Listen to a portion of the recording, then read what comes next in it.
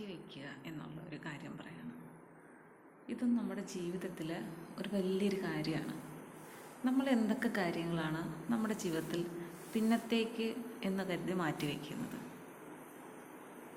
പറയട്ടെ. ആദ്യം നമ്മൾ മാറ്റിവെക്കുന്നത്, പൊതുവെ ആളുകൾ കൂടുതലും ആദ്യം മാറ്റിവെക്കുന്നത്, സമയമില്ല അല്ലെ പിന്നീടാകട്ടെ എന്ന് കരുതി മാറ്റിവെക്കുന്ന ഒറ്റ ഒരു കാര്യമുള്ളൂ, ഒന്ന് ആഹാരമാണ് അല്ലേ. നമ്മൾ ആദ്യം മാറ്റിവെക്കുന്ന കാര്യമാണ് ആഹാരം കഴിക്കുന്നത്. കാരണം ഇപ്പോൾ സമയമില്ല, ഇച്ചിരി കഴിയട്ടെ, ഇന്ന് സമയമില്ല ആഹാരം കഴിക്കാൻ, താമസിച്ചു എന്ന് പറഞ്ഞിട്ട് അത് മാറ്റിവെക്കും ഇല്ലേ. വെള്ളം കുടിക്കാൻ തോന്നും, ദാഹം ഇങ്ങനെ വരും, അപ്പോഴും എന്താണ്, പിന്നത്തേക്ക് മാറ്റിവെക്കും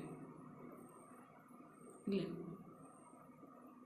അതുപോലെ തന്നെ ഒരു കാര്യമാണ്, നമുക്കൊരു അസുഖം വന്നു കഴിഞ്ഞാൽ, ചെറിയൊരു അസുഖം, ചെറിയൊരു പനി അല്ലെങ്കിൽ ഒരു തലവേദന ഒക്കെ വന്നു കഴിഞ്ഞാൽ എന്താണ്, നോക്കാം മാറുമോ നോക്കാം, ആദ്യം ഇച്ചിരി സ്വയം ചികിത്സയൊക്കെ നടത്തിയൊക്കെ നോക്കാം. ചിലർക്ക് ഡെയിലി തലവേദനയായിരിക്കും, എന്നാലും ഒരു മടി കൊണ്ട് ഹോസ്പിറ്റലിൽ പോവില്ല ഇല്ലേ. അങ്ങനെ നമ്മൾ മാറ്റിവെച്ച് എന്താണ്, പ്രശ്നങ്ങളുണ്ടാക്കുന്ന പല കാര്യങ്ങളുണ്ട് ഇതുപോലെ.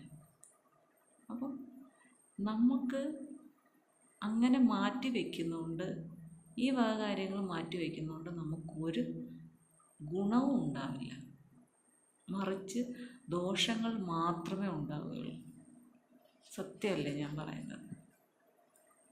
തീർച്ചയായിട്ടും ആഹാരം മാറ്റി വെച്ചാൽ, നമ്മൾ ഏറ്റവും പ്രധാനപ്പെട്ടാണ് ആഹാരം എന്നുള്ളത് അല്ലേ.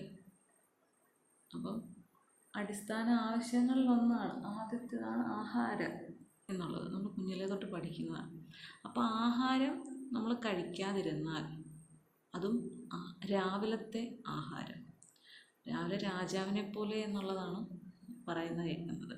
അപ്പം അതേപോലെ നമ്മുടെ ബ്രെയിനിന് ആവശ്യമുള്ള, അല്ലെങ്കിൽ നമ്മുടെ അന്നത്തെ ഒരു ദിവസത്തെ നമ്മുടെ ജോലി ചെയ്യാനുള്ള ആവശ്യമായ എല്ലാ എനർജിയും നമ്മൾക്ക് ലഭിക്കേണ്ടത് ഈ ആദ്യത്തെ, അതായത് നമ്മൾ രാവിലെ കഴിക്കുന്ന ഈ ആഹാരത്തിൽ നിന്നാണ് അല്ലേ. തീർച്ചയായിട്ടും അങ്ങനെ തന്നെയാണ്. പറയുന്നതായിട്ടില്ലേ, ചായ നമ്മൾ ആഹാരത്തിൻ്റെ കൂടെ കഴിക്കില്ല, അത് ഒന്നുകിൽ ആഹാരം കഴിക്കുന്ന കുറേ അരമണിക്കൂറോ ഒക്കെ മുമ്പോ, അല്ലെങ്കിൽ ആഹാരം കഴിച്ച് അരമണിക്കൂർ. കാരണം എന്താണ്, ഈ നമ്മൾ കഴിക്കുന്ന ആഹാരത്തിലെ എന്താണ് കണ്ടൻറ്റുകളെല്ലാം, പ്രോട്ടീനായാലും മറ്റ് കാര്യങ്ങളായാലും ഇതെല്ലാം തന്നെ നമ്മുടെ ശരീരം വലിച്ചെടുക്കാനായിട്ട് ഒരു സമയമുണ്ട്. ആ സമയത്ത് അതിന് വിരുദ്ധമായിട്ടുള്ള ആഹാരങ്ങൾ ചെന്ന് കഴിഞ്ഞാൽ നല്ല കാര്യങ്ങൾ നമ്മുടെ ശരീരത്തിന് ആഗിരണം ചെയ്യാൻ പറ്റുകയില്ല. അതുകൊണ്ടാണ് ഈ ചായയൊക്കെ അങ്ങനെ ആ ടൈമിൽ കഴിക്കരുത് എന്ന് പറയുന്നത്. കാൽസ്യവും അയണും തമ്മിൽ ഒരുമിച്ച് കഴിക്കരുതെന്ന് പറയും. എന്താണ്, അതും ഇത് തന്നെയാണ്. അയണിൻ്റെ ഗുണം കിട്ടത്തില്ല, അയൺ കിട്ടില്ല. അപ്പം അങ്ങനെയുള്ള ആഹാരങ്ങളുണ്ട്. അപ്പം നമ്മളെന്താണ്, രാവിലത്തെ ആഹാരം നമ്മൾ ഒരിക്കലും ഒഴിവാക്കൽ, രാവിലെ നമ്മൾ ആഹാരം കഴിക്കണം.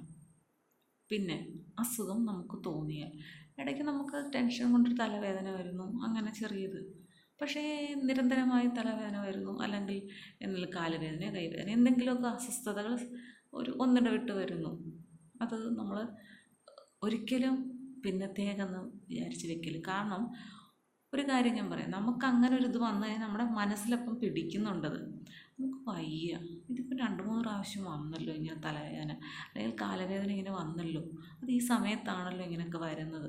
അപ്പോൾ നമ്മുടെ മനസ്സതെല്ലാം ക്യാച്ച് ചെയ്യുന്നുണ്ട്. അപ്പോൾ നമ്മുടെ മനസ്സ് പുറകോട്ട് വലിയും. അപ്പം അത് മാത്രമല്ല, നമുക്ക് അങ്ങനെ ഒരു തലവേദന, എന്തെങ്കിലും അസുഖം വന്നാൽ അത് നമ്മുടെ ജോലിയെയും അന്നത്തെ ദിവസത്തെ നമ്മുടെ പ്രവൃത്തികളെല്ലാം ബാധിക്കും.